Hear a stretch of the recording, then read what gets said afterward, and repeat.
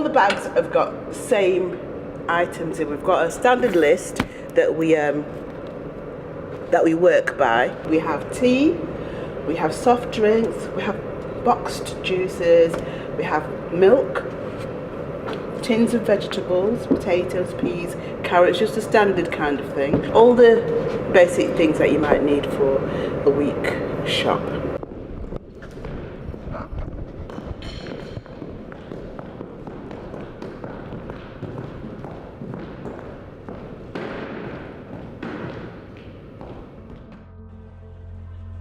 Record numbers of people are being given emergency food in Britain. Food banks in the northwest are giving out more than anywhere else in the country. Here, more than 160,000 food parcels were given out last year. That's more than Scotland and Northern Ireland combined. We are going to meet the people doing their bit to fight food poverty. Like best friends Cynthia and Shirley from Manchester. Working in the area that we do, we're aware of quite a lot of poverty in the area. It is a very deprived area. The northwest, I think, can be a bit of a dumping ground. Yeah. I think it can be a bit of a dumping ground. It just seemed like a good thing to do, really. We wanted to reach out and try and help them in what we saw as a need. Basically, we've been surviving on contribution from the church members and other affiliations around here that don't actually run a food that we'd like to help. So they've been making donations, and then it's topped up on a regular basis by some monthly shopping as well that we do. That's how the food bag is stocked.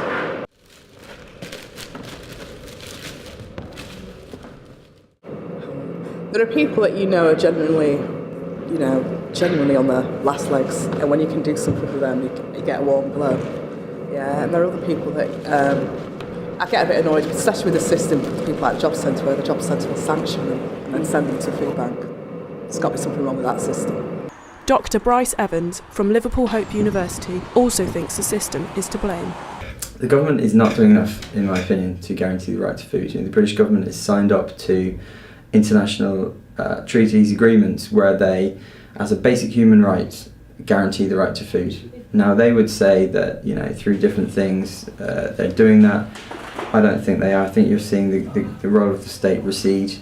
Not directly. They're not directly taking food off people, but things like benefit sanctions, changes to benefits for the most vulnerable in society, like disabled people, that kind of thing. These all add up to a sort of political system which is going to aggravate food poverty, and which has aggravated food poverty, in my opinion. The Tory government today is very happy to let a marketplace emerge in food poverty because it takes the weight off their shoulders, it removes their burden to ensure people are well fed, and it lets the charitable sector or the third sector come in and run things privately. In the deprived area of Tranmere, Neo Community Cafe are running a luncheon club for the elderly. Because the old people, they need some substance in their food and stuff. Cost of food has gone up, electricity has gone up, so people just can't make ends meet. According to Age UK, 1 in 15 elderly people cannot afford to eat a balanced diet. We are making vegetable soup, gammon, boiled potatoes, carrot and sweet mash. I just want to give something back to the community. I've worked for 30 years in catering, so I just wanted to give some of my skills on. Mavis comes every week to help set up the club. How long have you been helping here for? 25 years. Why do you come to help every week? I come from my lunch actually. I like it. If I stay at home, I walk around the room. It's terrible. It's lovely here. I come everywhere. All I have is one week off a holiday. I go to Blackpool. It gives me something to do. Otherwise I wouldn't be doing nothing.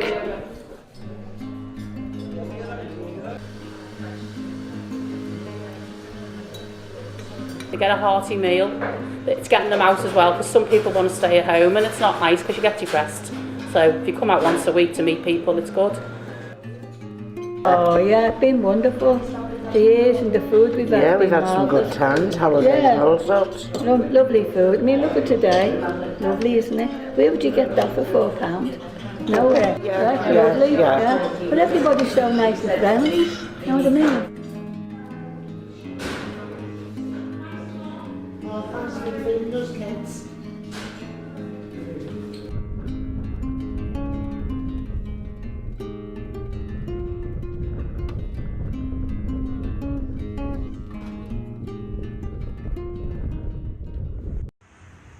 Up next for the community cafe, Pam and Adele are sorting waste food donated by supermarkets. So we make them into individual bags, just to make it go a bit further and a bit easier to handle. Like a soup pack, we can make a soup, or stew, a little mini roast, vegetables. Neo give out up to 60 bags a week to people from all aspects of the community. It's a big misconception that I think that everyone on benefits or just the sanctions are the only people that are struggling. I think food insecurity, food poverty is a massive issue, and it really shouldn't be seen in modern day, especially in the UK. We've got people that are on very low incomes that struggle, single parents that have been struggling, people with benefit sanctions. Andy's a former drug addict who received a food bag in a time of need. Somebody said to me, go and see the girls. I went and seen the girls, and they give me like an emergency food bag, but it wasn't your normal emergency food bag. There was good stuff in it. And you know, I mean, it was like vegetables, fruit and things like that. It was fresh stuff. It was a loaf, it was half a dozen eggs, you know, whatever. It was a couple of meals they had in the cafe and things like that. So, you know, they stepped in there when I couldn't get any help. There was no other help available. They stepped in and they helped me. He's now joined Neo and helps vulnerable people applying for benefits. I've gone from being a drug addict and an alcoholic and only caring about myself and ripping people off left, right and centre to someone that genuinely cares about it. And the feeling you get is better than... I mean, I've had grade A Colombian flake and the feeling is better. I tell you, when you help someone and help them properly, the feeling of euphoria you get, and you're like that, you feel useful. And when you feel useful, it's good. I mean, it lifts your spirits and everything. I can't put over how good it feels to help people. Once you get into the habit of it, it's the best drug in the world. It's 8:30 and the work is still not over. The Neo Cafe and 6-year-old Lily are at Tesco's to pick up surplus bread.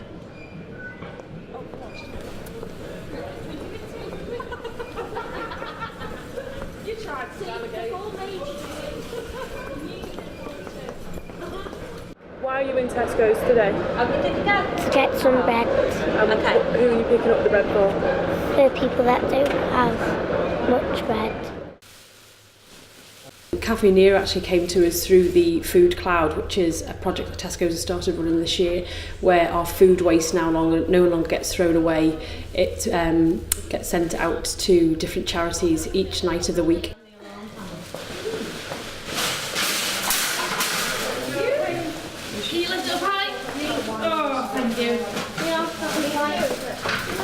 Well, the waste would be getting dealt with anyway by our members of staff, so for them, rather than standing at a compactor and it going kind of just down into a big hole in the ground, it now gets actually passed over to people that we know are going to do some really good use with it.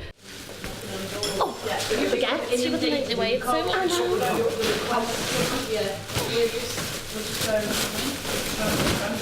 It's alright, do you want to grab that trolley? Just check Yeah. nothing duplicated. No. It's wonderful.